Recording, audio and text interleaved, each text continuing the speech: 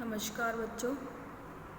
सामाजिक एवं राजनीतिक जीवन सेकंड कक्षा 7 की क्लास में आप सभी का स्वागत है।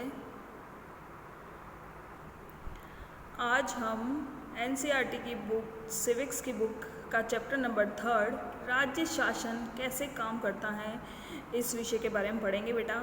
इसका पार्ट 1 जो हम पढ़ चुके थे पिछली क्लास में, जिसमें हमने पढ़ा था कि शासन कितने स्तरों में बांटा गया है, राज्य स्तर, स्थानीय स्तर, केंद्र स्तर, इस तरीके से बांटा गया है।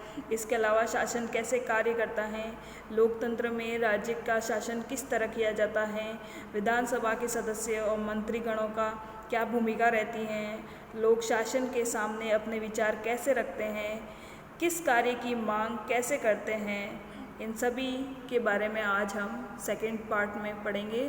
तो चलते हैं बेटा, जहाँ हमने पिछली क्लास में पार्ट को छोड़ा था हम वहीं से आगे कंटिन्यू करेंगे। तो चलते हैं पार्ट की तरफ।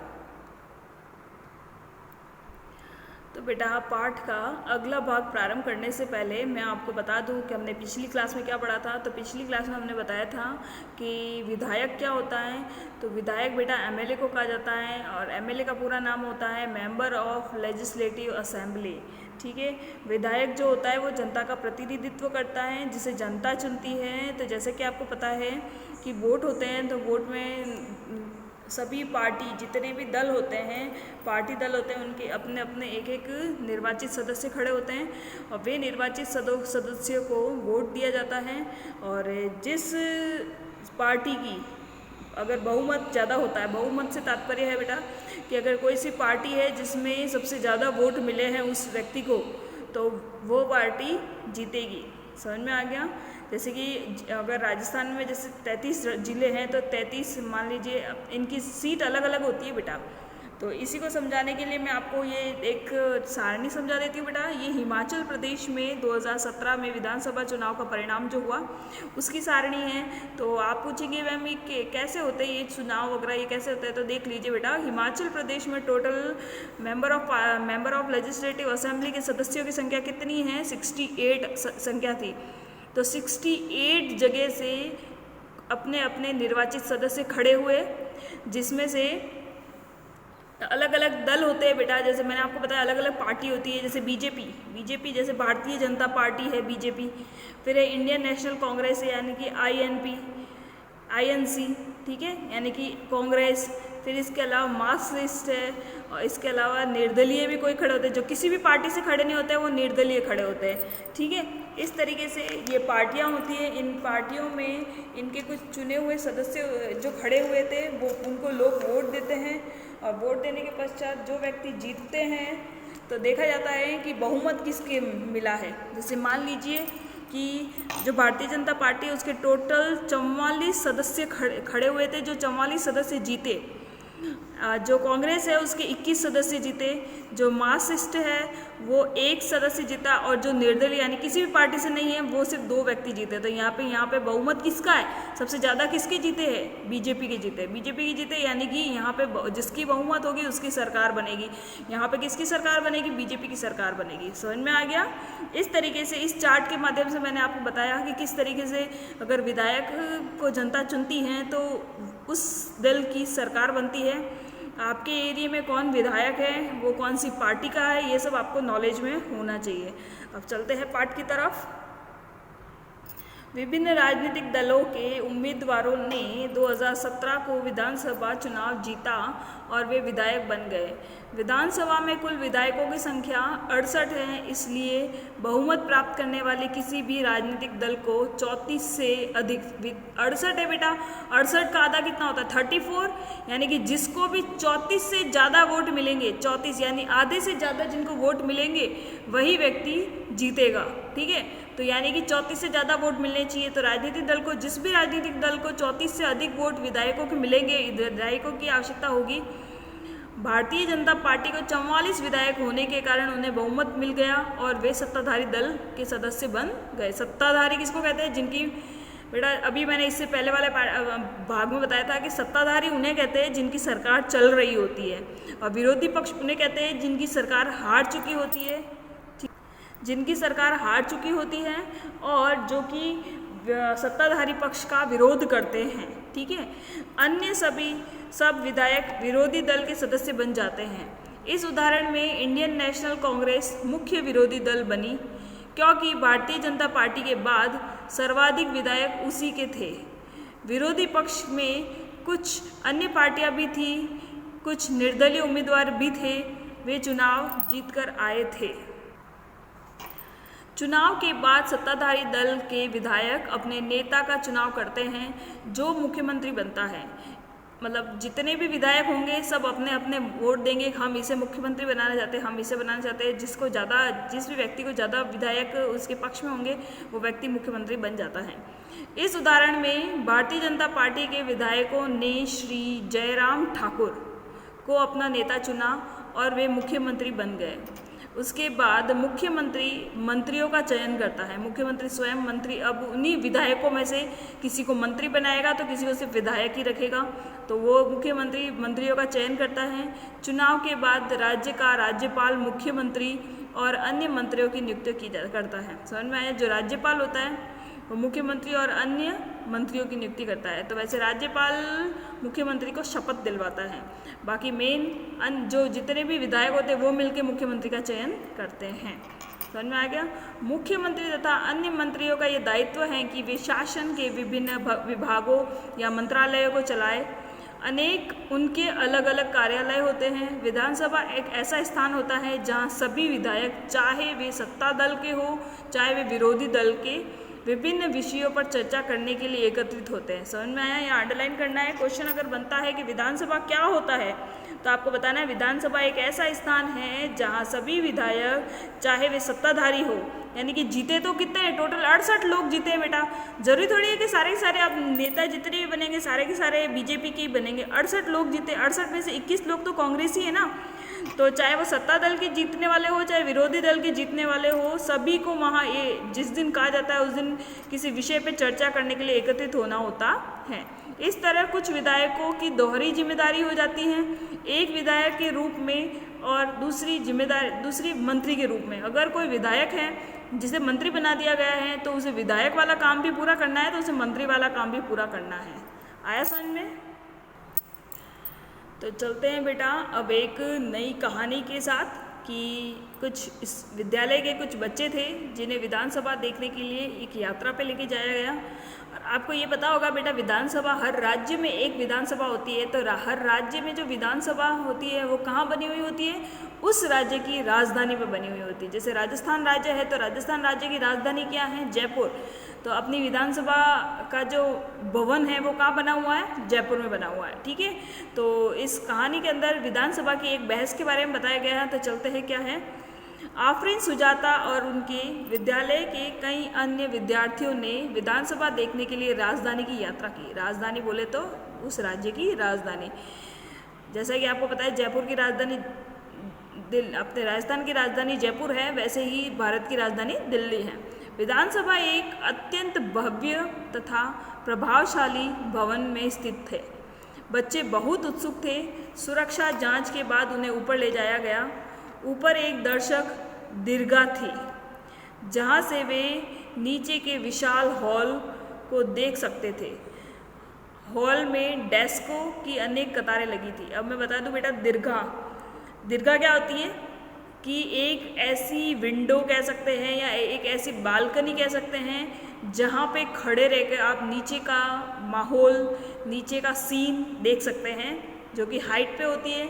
नीचे जाना अलाउ नहीं होता है। हाइट पे ऊपर की तरफ आपने देखा होगा, कोई खिड़की देख सकते हैं, कोई बालकनी देख सकते हैं, झरोका देख सकते हैं, उसे कहते हैं दर्शक दीर्घा। समझ में आ गया? दर्शक दीर्घा किसे कहा जाता है? वो वहाँ से खड़े रह के आप नीचे के विशाल हॉल को देख सकते थे। वहाँ पे खूब सारी डेस्कों की कतारें मतलब लाइन लगी हुई थी। ठीक है, यह विधानसभा उन दिनों की किसी तात्कालीन समस्या पर बहस करने वाली थी। समझ में आया? उस दिन किसी समस्या के ऊपर कोई डिस्कशन चलने वाला था। विधानसभा की बहसों में विधायक अपनी राय व्यक्त कर सकते हैं, संबंधित विषय पर प्रश्न पूछ सकते हैं या सुझाव दे सकते हैं कि सरकार को इस संबंध में क्या करना चाहिए। सदस्य इस विषय पर जो भी प्रतिक्रिया व्यक्त करना चाहे वह कर सकते हैं। इसके बाद मंत्री प्रश्नों के उत्तर देते हैं और सदन का आश्वस्त करते हैं कि जरूरी कदम उठाए जाएंगे। समझ में आया कि मीटिंग चलती है बेटा, मीटिंग में कोई एक विषय जो जिसकी समस्या चल रही होती है उस समस्या पर डिस्कशन किया जाता है। तो जो विरोधी पक्ष के जितने भी नेता है वो उस पर किसी प्रकार का प्रश्न पूछ सकते हैं कि ऐसा क्यों नहीं हुआ या ये कहाँ कमी रह गई, या जो भी तरीके का सवाल पूछा जा सकता है। तो वो जिस डिपार्टमेंट का होता है, वह जिस डिपार्टमेंट का जो मंत्री होता है उस मंत्री से ये सब प्रश्न पूछे जाते हैं और उस मंत्री की जिम्मेदारी होती है उन सारे प्रश्नों के उत्तर देना और साथ के साथ सदन को आश्वस्त करना, यानी कि उन्हें विश्वास दिलाना है कि इस समस्या को लेकर ज़रूरी कदम उठाए जाएंगे। समझ में आया, कर्तव्य पूरे किए जाएंगे। मुख्यमंत्री तथा अन्य मंत्रियों का निर्णय लेने होते हैं और सरकार चलानी होती है। यह प्राय उन निर्णयों के बारे में सुनते हैं या समाचार चैनलों अथवा समाचार पत्रों में उन्हें देखते व पढ़ते हैं। समझ में आ गया, आपने देखा होगा उन निर्णयों के बारे में कि आज विधानसभा में ये निर्णय लिया गया, या जो भी है हम न्यूज़ के माध्यम से ही सुन पाते हैं। हालांकि जो भी निर्णय लिए जाते हैं उन्हें विधानसभा के सदस्यों द्वारा अनुमोदित किया जाना होता है। लोकतंत्र में विधानसभा सदस्य मंत्रियों व मुख्यमंत्री से प्रश्न पूछ सकते हैं। आया समझ में, लोकतंत्र में विधानसभा सदस्य जितने भी होते हैं वो मंत्री और मुख्यमंत्री से कोई भी प्रश्न पूछ सकता है, किसी महत्वपूर्ण विषय पे बहस कर सकते हैं, निर्णय ले सकते हैं और धन कहाँ खर्च किया जाना चाहिए आदि इस तरह मुख्य अधिकार उन्हीं को होते हैं। तो देखिए बेटा, बहस किस प्रकार से प्रारंभ होती है। विधायक एक, कोई भी एक, मान लीजिए कोई भी विधायक एक है, वो खड़ा होकर कहता है कि वो जिस गांव का रहने वाला है, यानी अखंड गांव का, जो वो मेरा निर्वाचन क्षेत्र में पिछले 3 हफ्ते से हैजे के कारण 15 लोगों की मृत्यु हो चुकी है। मेरे विचार में सरकार के लिए एक बहुत बड़ी शर्मनाक स्थिति है। वह सरकार जो अपने को प्रौद्योगिकी के सर्वश्रेष्ठ घोषित कर रही है, हैजे जैसी साधारण बीमारी को रोकने में असफल क्यों हो रही है। मैं स्वास्थ्य मंत्री जी का ध्यान अपनी ओर आकर्षित करना चाहूँगा कि वे इस स्थिति को नियंत्रण में लाने के लिए तत्काल जरूरी कदम उठाएं। यानी कि विधायक नंबर 1 ने स्वास्थ्य मंत्री को यह ध्यान आकर्षित किया कि हमारे क्षेत्र में 15 हैजे से मरीज मर चुके हैं और दिन ब दिन हैजे के मरीज बढ़ते जा रहे हैं, तो वो इसके लिए कोई आवश्यक कदम क्यों नहीं उठा रहे हैं। तभी एक दूसरा विधायक खड़ा होकर बोलता है, मेरा प्रश्न यह है कि सरकारी अस्पताल की दशा इतनी खराब क्यों है। सरकारी जिला अस्पतालों में डॉक्टरों व चिकित्सा कर्मियों की ठीक से नियुक्ति क्यों नहीं की जा रही है। मैं यह भी जानना चाहूँगा कि सरकार इस स्थिति का सामना किस प्रकार कर रही है, जिससे लोग बड़ी संख्या में प्रभावित हैं और यह संख्या बढ़ती ही जा रही है।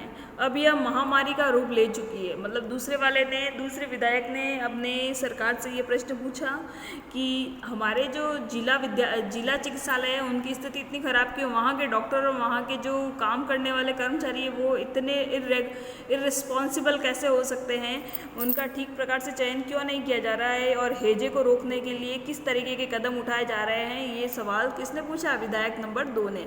तभी एक विधायक नंबर 3 खड़ा होकर बोलता है, मेरे निर्वाचित क्षेत्र तोलपट्टी में भी पानी की कमी की गंभीर समस्या है। औरतों को पानी लेने के लिए 3-4 किलोमीटर तक चलना पड़ता है। मैं जानना चाहता हूं कि पानी पहुंचाने के लिए कितने टैंकरों को काम में लगाया गया है, कितने कुओं और तालाबों की सफाई करवाकर उन्हें संक्रमण मुक्त किया गया है। मतलब वो पूछा जा रहा है उससे कि आपने अभी तक जल के मामले में और क्या क्या काम किए हैं।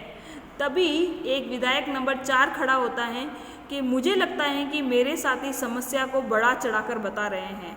सरकार ने स्थिति को नियंत्रण में लाने के लिए कदम उठाए हैं। पानी के टैंकरों को काम में लगा दिया गया है। ORS के पैकेट बांटे जा रहे हैं। सरकार लोगों की मदद में भरसक प्रयास कर रही है। कहने का मतलब 3 विधायक, जो 1, 2 और 3 जो थे बेटा, वो तो थे विरोधी, जो कि विरोध में बोल रहे थे कि ऐसा क्यों नहीं किया जा रहा है, ऐसा क्या हो रहा है, आप लोग क्या कर रहे हो, अपनी जिम्मेदारी क्यों नहीं निभा रहे हो, हमें ये सारे प्रश्न के उत्तर दीजिए। तब जाके एक चौथा विधायक जो होता है वो यूँ कहता है कि आप जो मेरे साथी विधायक जो है, मतलब साथी जो दूसरे विधायक हैं, वो इस समस्या को बढ़ चढ़ के बोल रहे हैं। सरकार द्वारा काम किया जा रहा है, पानी के टैंकरों को भेजा जा रहा है, ORS के पैकेट भी बांटे जा रहे हैं और सरकार उनकी मदद भी कर रही है। तभी एक विधायक नंबर 5 खड़ा होकर बोलता है, हमारे अस्पतालों में सुविधाओं के हालात बहुत खस्ता हैं। कई ऐसे अस्पताल हैं जिनमें कोई डॉक्टर नहीं है और चिकित्सा कर्मचारी पिछले कई सालों से नियुक्त ही नहीं हो रहे। मतलब जिस पोस्ट के लिए वहाँ कोई वैकेंसी पड़ी है बेटा, जो कोई पोस्ट खाली पड़ी है उस पर कोई नया आ ही नहीं रहा है। अगर डॉक्टर ही नहीं है वहाँ पे, डॉक्टर की पोस्ट खाली पड़ी तो वहाँ डॉक्टर कोई नया मिल ही नहीं रहा है, डॉक्टर को नियुक्त किया ही नहीं जा रहा है। दूसरे अस्पतालों में डॉक्टर लंबी छुट्टी पर चले जाते हैं। यह शर्मनाक स्थिति है। मेरे ख्याल से हालात बद से बदतर होते जा रहे हैं। हम यह कैसे सुनिश्चित करने वाले हैं कि प्रभावित क्षेत्र में सब परिवारों तक ORS के पैकेट पहुंचाए जा रहे हैं। तब तक 5वां वाला विधायक बोलता है कि तुम अब किस प्रूफ के साथ, किस सबूत के साथ ऐसा कह रहे हो कि ORS के गोल घर घर में पहुंचाए जा रहे हैं? क्योंकि जिस तरीके से हम हॉस्पिटल को देख रहे हैं, वहाँ ना तो डॉक्टर है, ना वहाँ के कोई कर्मचारी है, और बेचारे मरीज जो कि दूसरे अस्पताल में चले जाते हैं तो दूसरे अस्पताल के डॉक्टर लंबी लंबी छुट्टियों पे चले जाते हैं, न उनका ढंग से इलाज हो पाता है। तो ऐसी बद से बदतर हालात क्यों हैं हॉस्पिटलों में? ऐसा किसने कहा? विधायक नंबर 5 ने। ठीक है, और फिर देखते हैं विधायक नंबर 6 क्या कहता है बेटा। विरोधी पक्ष के सदस्य बिना वजह की सरकार पर दोषारोपण कर रहे हैं। पिछली सरकार ने सफाई पर कोई ध्यान नहीं दिया। अब हमने कई वर्षों के चारों तरफ फैले कूड़े को साफ करवाने का अभियान शुरू किया है। तभी विधायक नंबर 6 उठ के बोलता है कि जो ये विरोधी, मतलब अभी तक जितने भी बोले थे ना बेटा, पहला, दूसरा, तीसरा और 5वां, ये 4 विधायक जो थे ये तो थे विरोधी दल के। केवल चौथा और छठा था जो कि सत्ता दल का था। तो जो सत्ता दल का जो छठा विधायक है वो बोलता है कि जो विरोधी पक्ष के सदस्य बिना वजह के सरकार पे दोषारोपण कर रहा है। इतने सालों से जो पहले वाली सरकार थी उन्होंने जो काम नहीं किया, उन्होंने जो सफाई नहीं की है, हमने इतने सालों के कूड़ा कचरे को, सफाई को हटाने के लिए अब एक अभियान शुरू किया है। उक्त भाग में आपने विधानसभा में चल रही बहस के बारे में पढ़ा होगा। सदस्य सरकार द्वारा की गई न की गई कार्रवाई पर बहस कर रहे थे। ऐसा इसलिए है क्योंकि विधानसभा सामूहिक रूप से सरकार के काम के लिए उत्तरदायित्व होते हैं। सामान्य भाषा में सरकार शब्द का तात्पर्य, बेटा यहाँ अंडरलाइन करना है कि सरकार शब्द की परिभाषा अगर पूछी जाती है तो आपको बताना है कि सरकार शब्द से तात्पर्य शासन के विभिन्न विभागों और मंत्रियों से होता है जो उनकी प्रभारी हैं। इनका सबका सामूहिक प्रमुख मुख्यमंत्री होता है। सही मायने में तो यही सरकार की कार्यकारी हिस्सा यानी कि कार्यपालिका कहलाता है। दूसरी तरफ सारे विधायक जो विधानसभा में एकत्र होते हैं विधायिका कहलाते हैं। समझ में आया? सारे विधायक जो होते हैं वो विधानसभा में अगर एकत्रित हो रहे हैं, वहाँ बहस हो रही है तो उसे कहते हैं विधायिका। विधायिका के रूप में वे सरकार के कार्यकारी हिस्से को काम करने के लिए अधिकार देते हैं और फिर काम की जांच भी कर सकते हैं, जैसा आपने पाठ के प्रारंभ में देखा था। इन्हीं में से कार्यपालिका का प्रमुख या मुख्यमंत्री बनाया जाता है। मतलब इतने सारे नेता होते हैं, उन्हीं में से कार्यपालिका का प्रमुख या फिर मुख्यमंत्री बनाया जाता है। ठीक है बेटा, आज का भाग हमारा यहीं ख़त्म होता है। बचा हुआ टॉपिक हम कल पढ़ेंगे। आज की क्लास हमारी यहीं ओवर होती